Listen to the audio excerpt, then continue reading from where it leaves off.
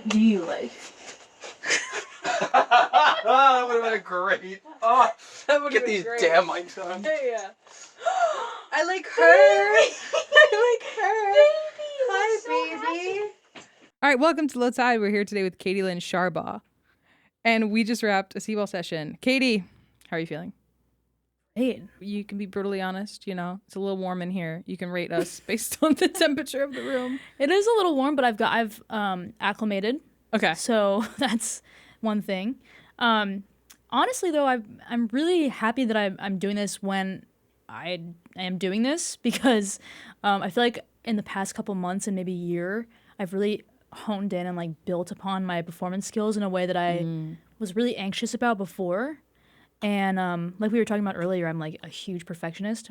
So doing live sessions and just being like, okay, this is what it is. And also the process of practicing so much that you're just like, even if I like do badly, like I'm still going to get through it somehow, you know? It's been valuable for me. And how many live sessions like this have you done? does that include like stuff for my own artist project, like independently? I would say no, only because I feel like that's similar to a studio and where you could just, you know, take after take after take till you're happy, right? Because it's like you're bankrolling it, right? Yeah. So, I guess this is my second actually ever. Cool. Who else Salt Lake sessions. Salt Lake. Yeah. Oh yeah, they're great. Yeah. Cool. Well, I've been a fan of yours since your Berklee days. When we were originally doing these sessions back in 2018, actually, a friend of mine named Andrew randomly came across your video and he sent me one of your Instagram videos because he was like, you got to book this girl, like you got to get her. And then you moved to Nashville. And so I've just been following along remotely all these years. So for me, I'm really glad that we got you in. Thank you. Yeah, I just wanted to like note that like, you know, because you were saying earlier, for example, with like Little Fortune, that like you went viral for that and a lot of people seem to know you for that. But I've been here. Okay, I just want to say that. And one of my fun facts that I wanted to share while we were talking about that is so my girlfriend loves Little Fortune, but she's very allergic to tomatoes. And so I wanted you to know that the opening line, we have mentally changed to we're growing mint, we're growing potatoes. That's fine. Yeah, which she's also allergic to, but like much less fatally. Oh. But I just... It's like a fun fact. I feel like there's got to be like an alternative to both. Okay, riff with me right now. We're growing mint. We're growing Tornadoes. No, I don't know. I might need to think of this. We're growing cranberries. Cheerio? No. Cheerios. It's the wrong emphasis. Yeah. Cheerios. No. Yeah. All right, we'll come back to this. So I read that you grew up with classical training and Irish traditional music, and you spent summers in Ireland playing traditional music as a kid. Mm-hmm. For people who didn't grow up around it, what does Irish music feel like? Like, what is the traditional Irish listening experience? Ooh, that's a good question. It's very... Okay, well, I have like the technical musical answer, and then I have like the, you know, hippie, like feeling, right, emotional answer. And I think starting with that, it's like very much whimsy, but it's like cheerful, except for the stuff that's really mournful. And then it's like serious. It's like funeral music for sure. But most of Irish traditional music that you would learn on a fiddle is like very lively stuff that you can dance to. I was an Irish dancer as well, so I got both sides of that spectrum. And yeah, musically, there's a lot of... Like, where is she on the spectrum from fiddle to dancing? A triple threat, obviously. Yeah. No, I'm kidding. But musically, it's interesting because I grew up analyzing Celtic music a lot and finding patterns where it was like, there's a lot of thirds, for example. There's a lot of like third intervals between the notes in an Irish melody, which is cool because it's very like lilting. It's just kind of like drifting around instead of like to the point. Yeah. Yeah. Like the point is like to live in it and appreciate it. You're not in a hurry. You're not in a rush to like go anywhere. It feels like similar to today. I mean, like the Irish people, that's how they are too. Yeah. And it's funny because you were like, what does it feel like spiritual, like what's the spiritual answer? And like, I don't know, based off our like limited conversation so far today, like I don't even necessarily pen you as like a woo-woo spiritual person. I feel like Right? you're very like, I Should I don't be know. offended? No, I think Okay. I think about like our conversation 10 minutes ago about like pseudoscience. Yeah. And like, I don't know, to me, maybe they're just two hand in hand. It's like, well, if they're spiritual, they believe in crystals. And if they don't believe in crystals, they are like scientific. I don't see enough binary maybe in my brain.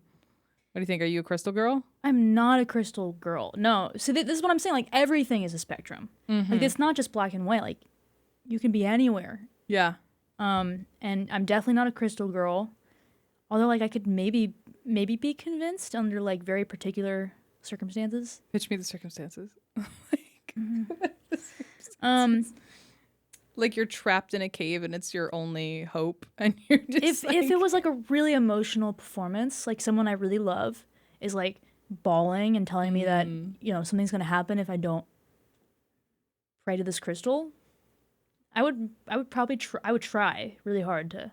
I think you're a better person than me for that, because I think I would just be like, this is really dumb. So there's something very specifically Irish about turning grief into performance, like making heartbreak beautiful enough to sing communally, and it has such a strong relationship to longing and mourning and storytelling and romantic tragedy. Do you feel connected to that tradition consciously, or do you think it just naturally lives kind of in the way you write? I think it's pretty natural, and I think that's something that's common in a lot of artists. I mean, I think one of us considers themselves a bleeding heart, It's like I'm specifically very dramatic when it comes to emotions. But yeah, that's a really beautiful way to put it, because like again, what I said a second ago is like it's happy until it's like really solemn. Yeah. And it's melancholy in a beautiful way. Yeah. The Irish sorrowful tunes.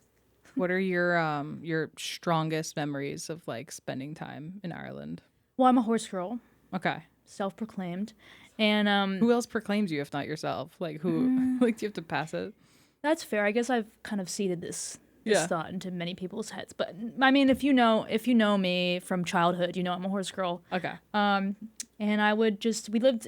the house that we would stay in is in a very rural part of Ireland, of Galway, and it's like right at the beginning of the Connemara Mountains. It's like right next to the Connemara Mountains, which is like wild Atlantic, like mountains and greenery and like rockiness and but it's home to the wild Connemara pony, and I was just obsessed with horses at that age. So my mom would enroll me in horse camp, and I would go there and ride horses all summer and just hop fences and go see other people's horses in the area, because it was all rural. Everyone had a farm.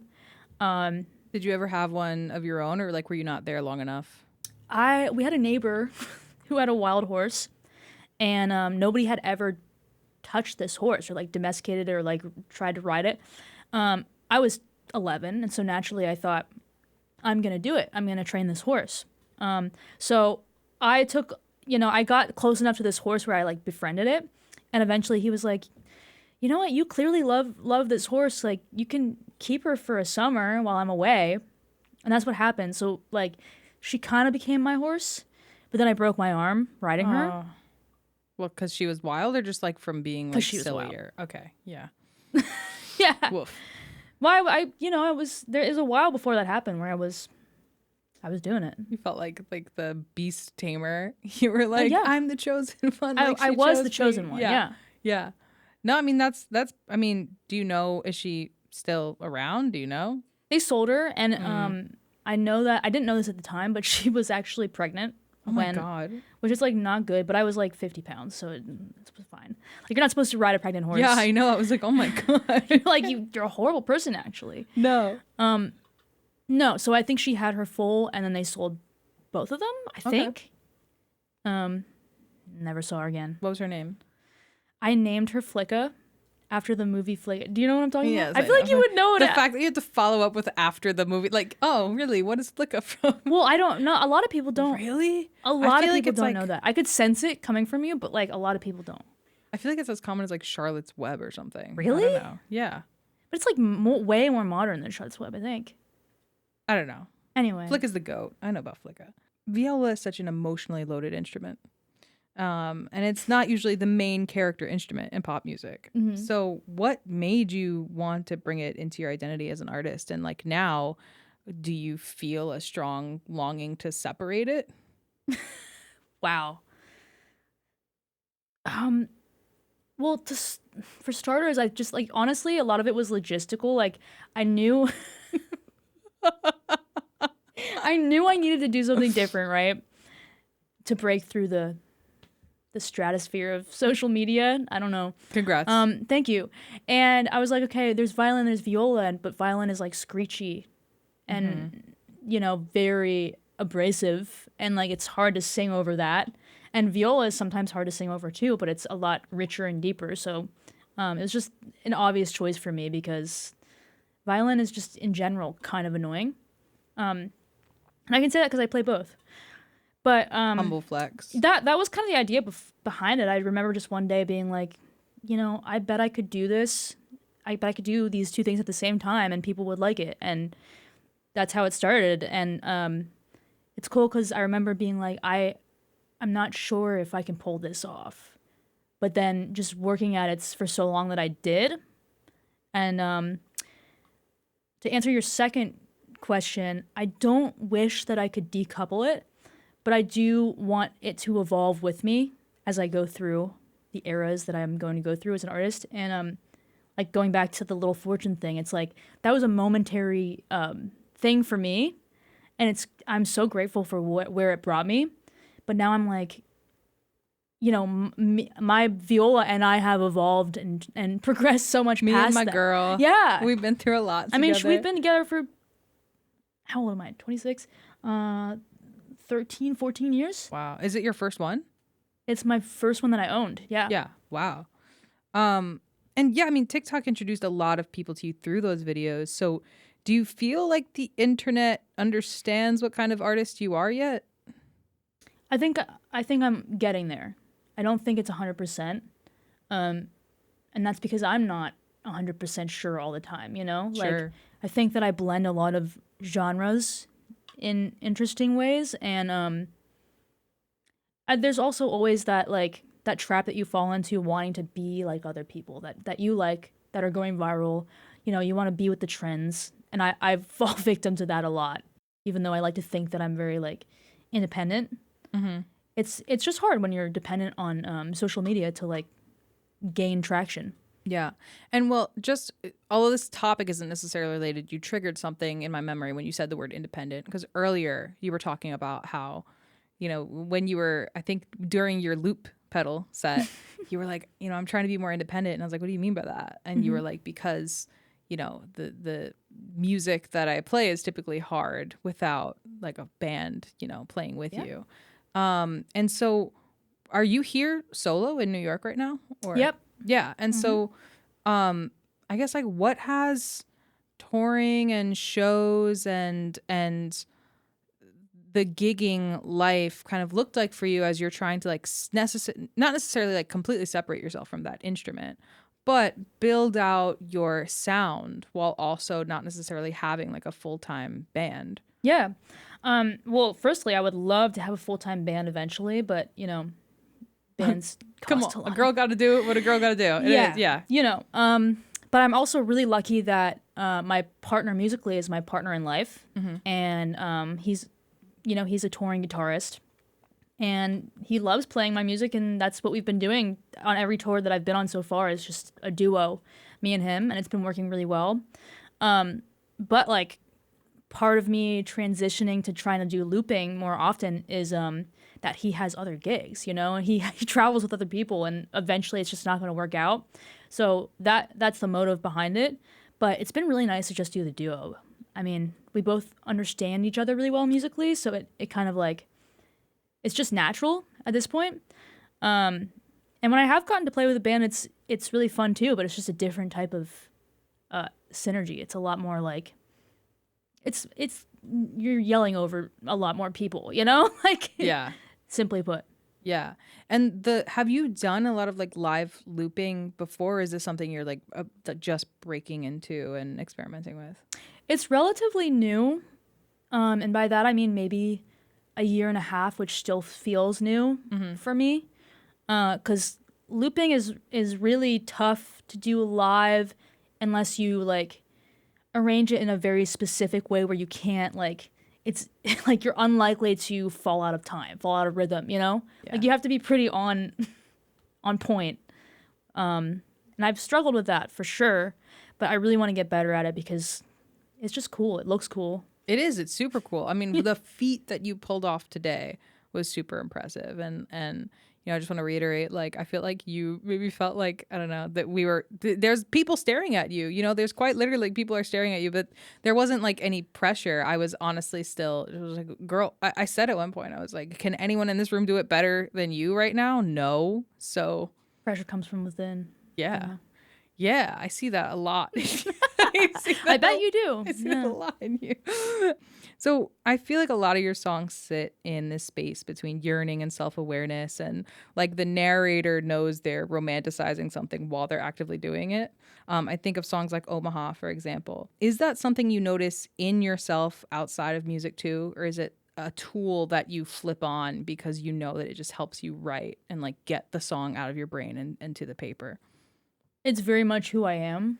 And I like, it's so weird because I don't take myself seriously, but at the same time I feel very serious emotions, like, you know? So I will feel things and I'll write about them and I'll be really bothered by them, but then I'll be like, this is ridiculous. Like I have to make fun of myself. And I feel like a lot of my songs do that. Or it's like there's some kind of sarcasm attached to it. Like even with Omaha, you know, just talking about how like the new girl is like cute and like, oh, you're achieving something without me, you know? It's, yeah, that's how I approach everything in my life. And I was going to say something else, but I kind of forget what else I was going to say, but the answer is yes. Do you think the people in your life would like call you like emotional or sensitive or not in like a belligerent way, but like because there's like a negative connotation with those words, right? Because of the culture that we live in. You call someone like emotional or sensitive and it's the same as calling them like hysterical or like irate or like weak or whatever. But you know, I think people would say that about me, but I'm also like blunt in a way that a lot of my close friends find hilarious, but like intense. I think that's related. I think those two things are related, but like just like a dry sense of humor. Sense of humor, like tell it how it is. Okay. You know? Okay. Cool. So what kind of child were you creatively? Like, were you constantly performing for people, or you're more like the kid making art privately in your room? Part of the reason I ask this is because while your socials have successfully blown up, I still feel like you've done a good job of separating your personal life from the snippets that you want to see musically. There are a lot of artists that you look at them and they're like, they put it all out there. You like know everything about this person. They're super messy. They're super silly. You know, all their inside jokes. But from what I've seen over the last couple of years, it's purely, you know, musical. And so, yeah, I'd love to know just if you were the person who was always like performing and putting on a show, or if art is still kind of something like private for you and having to perform is kind of like the pain that comes along with it, you know, because there are people like that. Yeah, I think that I used to be more precious about performing because I was anxious, and I still am anxious. But it's actually something that I've been trying to let go of and be more vulnerable and less curated about, especially on the internet. Like, I would love to start sharing more candid parts of my life, but I guess part of me doesn't think people would, like, engage or care because the only thing that I've gotten a lot of attention for is, like, doing the tricks, like doing the circus trick with the viola or, like, singing really well and like getting it until it's perfect, and then people are like, whoa, like you clearly like spent hours on this. You know what's so funny is I've never thought that about your in a positive way. I guess good job at making it seem really off the cuff and seamless, but I don't think I knew that it took real skill to do what you were doing. So obviously there had to be practice behind it. You didn't just wake up one day. But in terms of like the content itself, I never thought of you like filming 40 takes until it was the one and you posted it. Thank you. That means a lot to me because it was that way, and it still is sometimes. But I've gotten a lot better about just being like, it's no one's gonna know the difference except for me. But yeah, as a kid, I feel like I still am pretty introverted. I always was, and I liked performing for sure. I liked attention, to be honest with you. But I always wrote alone. I was never in a band. I was never really the only like collaborative thing I did was orchestra and like chamber groups. So that was fun, but that's all like written music that you read. It's not like really creating anything. And yeah, I still feel very solo in the way I write and get things out. And it's funny that you said earlier, like there's people looking at you. Like it's hard for me to create when there's people looking at me or in the same room. So I would say there's a lot of time spent in my room, either writing or just trying to get something perfect for a video. Yeah. Do you think like at any point in time were you like too hyper aware of us in here? Like, do you think that affected? Today, no, but it's like I'm a little bit surprised and proud of myself for that. Like it's different. I'm proud of you too. Thank you. Yeah. I think Koji helps. She's the emotional support dog that I bring in here. But I'm also curious, I guess, why, you said a lot of the people come for the circus trick for, that was kind of negative of me. I'm sorry. Well, that's not even the part I was going to mention. I did clock that, but that's not even the part I was going to mention. A lot of people come, they see the viola, they see the tricks, they see, whatever, but that's not why they stay. Right? That's, you get served a video, boom, I'm going to follow this person. But being a subscriber or a follower of a musician these days means I know that when I click this page, it means I will see them posting the same song on TikTok for 47 days because that's what they have to do. Mm-hmm. But I also want to care about who this person is, because if I'm going to keep seeing and hearing this clip over and over again, like this is obviously all my personal opinion, but I want to know who this is and why I care. So I'm of the different opinion that you might see a lot of success, opening up there and kind of detaching, like, why would people care about my personal life? Like, I think it's the total opposite. Like, you come for the circus trick, you stay for the person. Yeah, I agree too. And that's why I'm trying to loosen up about it. It's also part of it is just a numbers thing. It's like, you shouldn't be insecure about numbers, but like we are. We just are as humans. At least I am. I don't know. Maybe people are just better at it than me. I know people are, but it does hurt when you don't get the validation you want for something that you value and is hard for you to put out to the world. Yeah. Like it's just natural that does affect you, and then you're like, "Oh, I should keep this close to me," Well, a pro tip is that if everything you put out flops, you have no expectations. So if you just keep putting out flops, like by default, nothing's a flop. That's fair. That's how we do it here. Berklee can produce insanely technical musicians. Do you think music school sharpened your instincts or made you overthink them in some way, especially when it comes to someone who is like classically trained, right?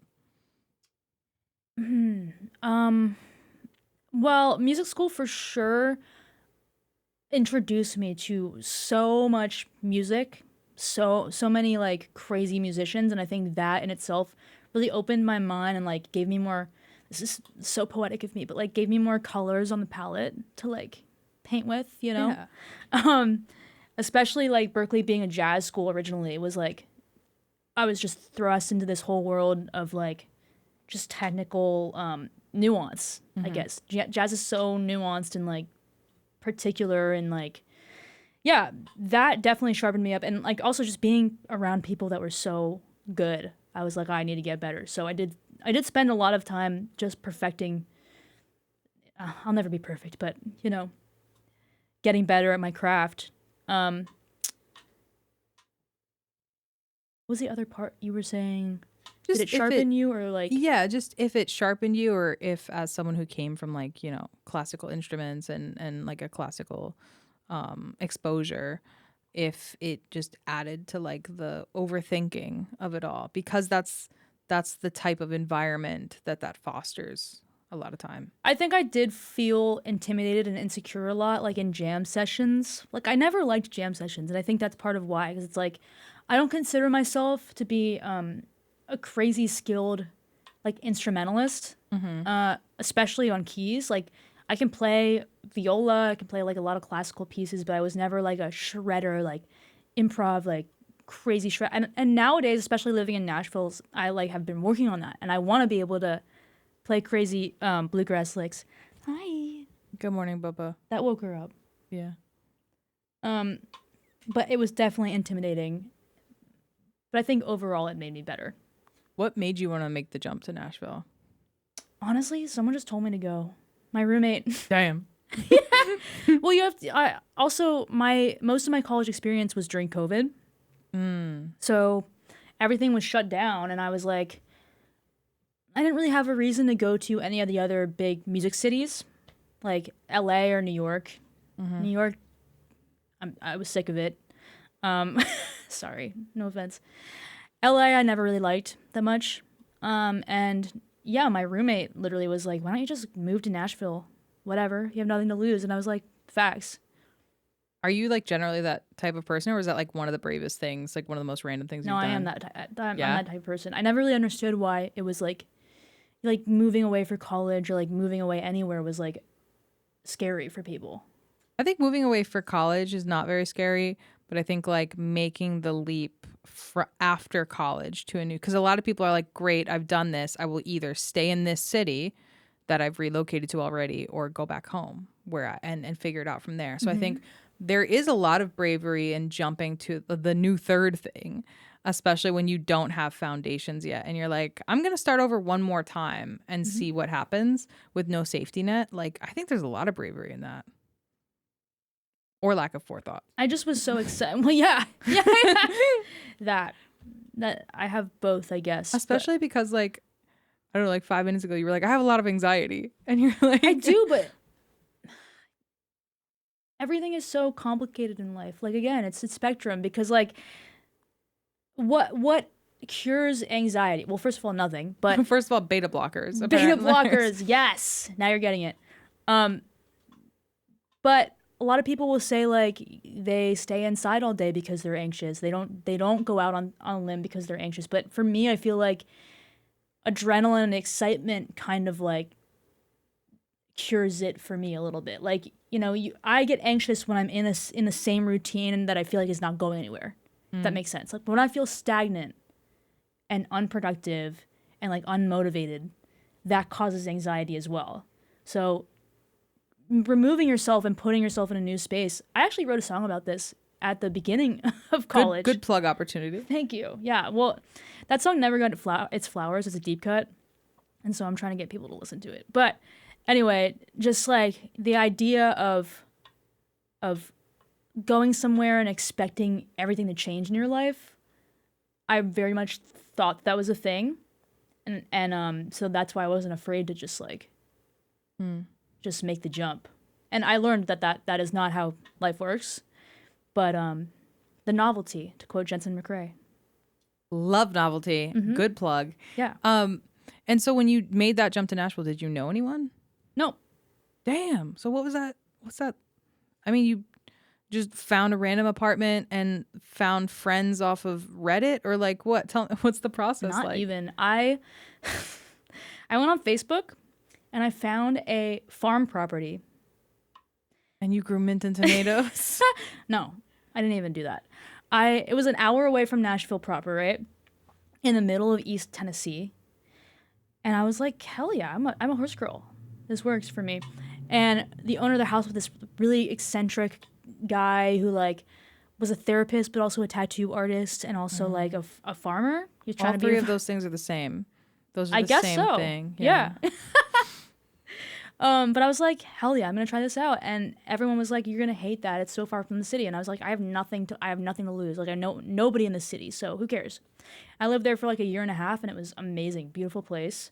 But yeah, I did not know anybody, and I ended up throwing this like farm. It's called Farm Fest. I threw a concert on on that property for like the 3 people I had met at like various like shitty open mics and like writers rounds in Yeah. Nashville, and they all 3 of them came, and one of them brought my current boyfriend, and that's how we met. Whoa. So from then it was like a snowball effect. That's a really fun story. Isn't it? Yeah. That's cute.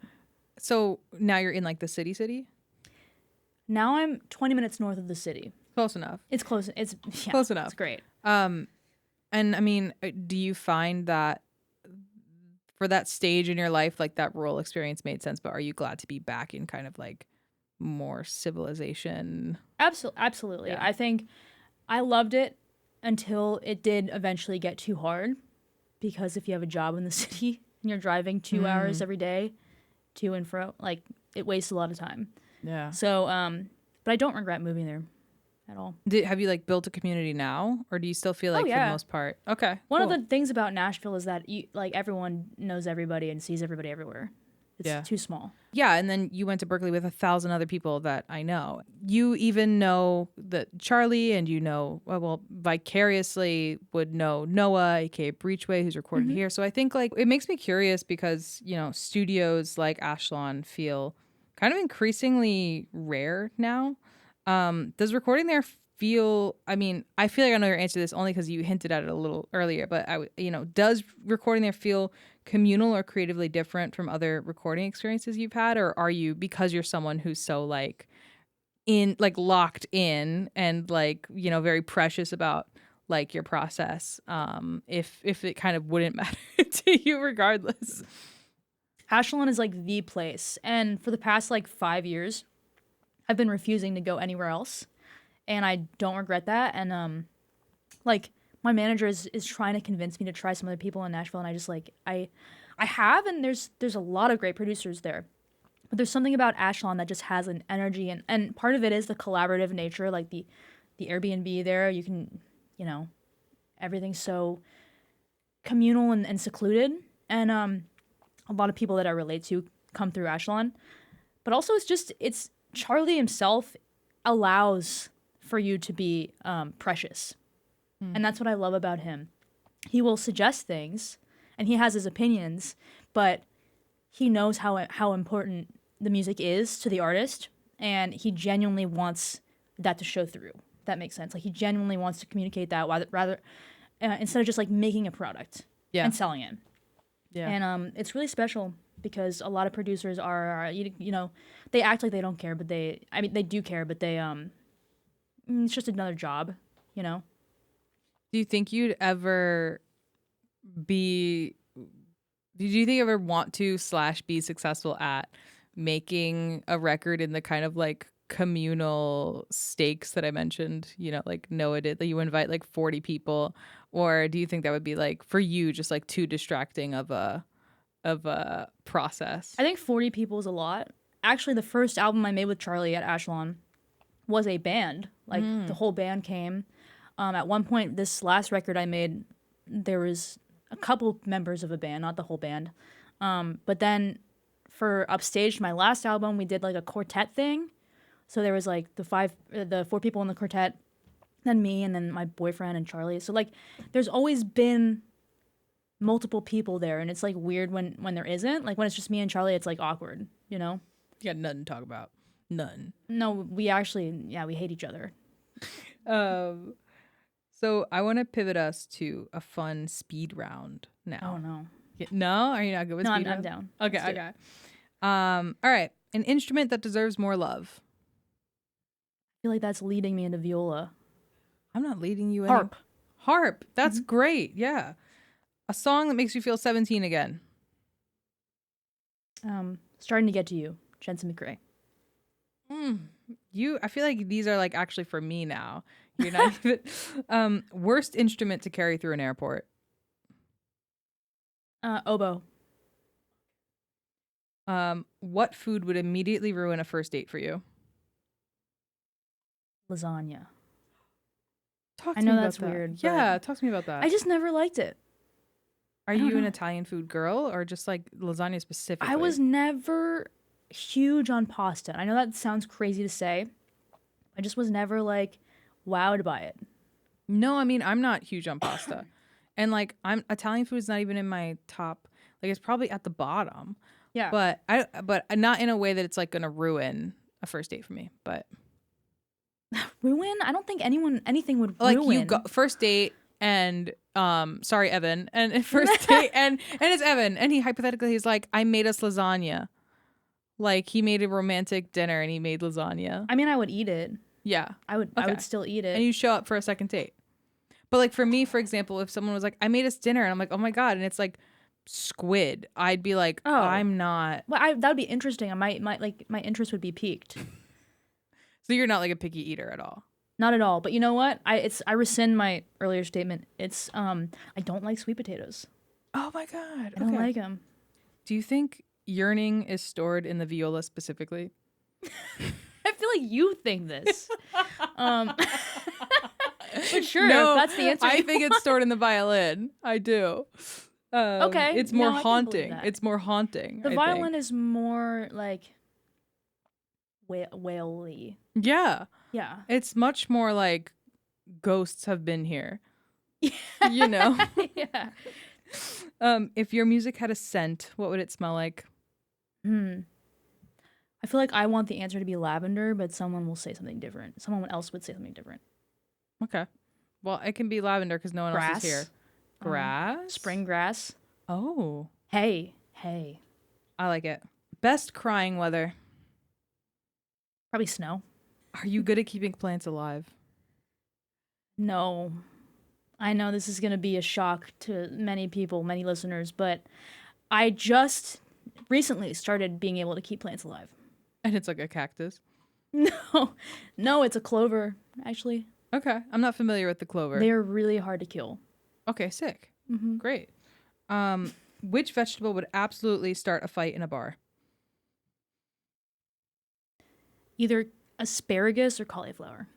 Okay. Do I have to pick one? Asparagus. Tell me more about it. I just it's their hair takes up a lot of space, and I just feel like that's it has to be reflective of personality. And I like the idea of like something about big-headedness. I like the idea of like pineapple hair and asparagus hair like colliding and they get into like a bar fight. You know? Yeah, I can And see the that. pineapple's There's- like prickly and yeah, like, it's spiky. Yeah. Most romantic city.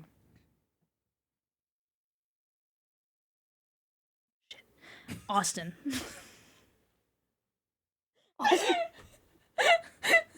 Pause. Shit. Most overrated music city. Nashville. I'm not kidding. What's your emotional support movie? Whiplash. What the hell? That's Whiplash. Whiplash. That's dark. I like it. It motivates me. Okay. It's a total music school. Yeah. Michael, for the record, is a jazz drummer. So you've Not a jazz drummer. but Really? I'm a drummer, yeah. he's a drummer who went to a jazz conservatory for college for drumming. I feel like he's a jazz drummer. Am I wrong? I think unfortunately. Do you see that book? Is have Jazz Dead? I saw that. That's not mine. That's not my book. Okay, I think I broke this Coke can. Okay, we can fix that. I just don't want it to leak all over your chair and ruin it. So Kennedy, would you mind getting us a paper towel? I'm so sorry. No, I like that. I didn't even realize that I was like It's for the bit. squeezing I it. did. Oh, Michael heard You it. did? Why didn't you say anything? Because it wasn't as obtrusive, but I just hear the clink, clink. Were you like that anxious the whole time in the chair? I just You're like, am. violently I squeezing? just am anxiety. Thank you. And now you can see maybe why it's whiplash. I've yet to see that movie. Nice. It's honestly not that good. That's my hot take. It's not that good. No. But like that's the thing. Like sometimes you watch things that aren't good that like make you feel a certain way. I'm gonna try to still drink this. No, this is great. Thank you. No, this is ideal. Thank you. What fictional character would absolutely listen to your music? God, Katie from Flicka. But I don't think you make horse girl music necessarily. Really? But yeah. Okay, I respect that. Thank you. I'm gonna take that as a compliment. Fictional character. I'm realizing that I don't watch and read enough. Really? Dora? The Explorer? Yeah. I feel like she would vibe. Dora the Explorer? Yeah. Yeah. Annie from Annie? I actually have never seen Annie. Really? Or read Annie, or whatever Annie is. I haven't consumed it. Hermione, maybe. Granger? Yeah. Why do you keep saying their last names like there are other options? Well, just because you lost me with that one. Like Hermione Granger is listening to like Bach. Like I don't know. She's like But like some of my music is like Bach reminiscent. Yeah, sure. Yeah, I'll Okay, give it maybe to not you. Hermione. I'll give it to you. I guess. What's the least believable conspiracy theory you almost understand? Okay. And that we didn't go to the moon. I Come on, you kinda have to- no. have I to- kinda am with you on this one, but please do explain, and then I will reply. I just like, like I said, I I hold dear many people that believe in conspiracy theories, several different ones, and I've been talked at about a lot of them, and yeah, I mean, they make sense. Like there's a documentary where one of the astronauts was like, "Yeah, I'm not going to swear on the Bible that I went to the moon. I can't do that." And they're like, "You're not even religious." And he's like, "Yeah, but I just can't do it." What documentary was that? I don't know. I would have to ask my boyfriend. Oh, he's the source? Mm-hmm. Like, so you didn't watch it, he watched it. We watched it together, but I was, Okay, because I was like, now suddenly this is all less believable. If it's a second-hand came from a story man? about a a man who believes in parasites. No, I and- did. Which, for the record, I too believe in I parasites. mean, I think in general, parasites are real. Yes, parasites are real. But from a cinematography perspective, Right. That's the other point I was going to make. how there's no light. They didn't have, how did they have the signal? How did you any of it? I don't believe any of it. The fact that you like filmed it on film, the fact that you had enough available light, the fact that the audio transmitted, the fact from a cinematography perspective, it's very hard for me. And also, how come we then just stopped transmitting? We did it that one time, and then on no future space missions as technology got better and better. Did it never happen? I don't know. I don't know either. And I could be really wrong. And I could be outing ourselves as idiots. And the comments could be like, you guys are so like uneducated. Honestly, probably. NASA comments. And it's like, hello. But as far as I know from pop culture, we like just stopped transmitting all these missions to the moon, like as technology got better. Mm-hmm. I don't Fishy. know. Very It's fishy. Also, the fact that we were the first to do it. Mm-hmm. Yeah. Oh, this wasn't we weren't in a race or anything. It's giving like American lies. I thought you were gonna say America's Next Top Model, which is perfect. Like You today's hear America, and girls. that's Today we're going to the moon. Here's our mission. It's Cold War themed. get in, bitches. We're going to the moon. Yeah. Mean Girls. Those are all the questions I have for you. Sick. Katie. Do you have any questions for me? Do you remember what was going on in your life the first time you heard my music? Yeah. What you mean, like personally, or just like in general? I guess in general, whatever first comes to mind. Yeah, I was running Seawall. It was between 2019 to 2020 somewhere. And Uh,